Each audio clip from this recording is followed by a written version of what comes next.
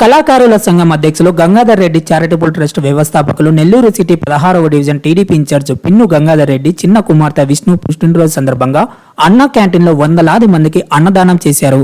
ఉదయం అల్పాహారంతో పాటు మధ్యాహ్నం భోజనం అందజేశారు. పుట్టినరోజులు, శుభకార్యాలు తదితర కార్యక్రమాల సమయంలో ఆర్భాటాల కోసం వచ్చించే ఖర్చును అన్నదానం వంటి సేవా కార్యక్రమాలకు వినియోగించాలని ఆనవాయితీగా తాను స్వయంగా పాటిస్తూ ఇతరులకు స్ఫూర్తిగా నిలుస్తున్నామని గంగాధర్ రెడ్డి ఈ విధంగా పేర్కొన్నారు.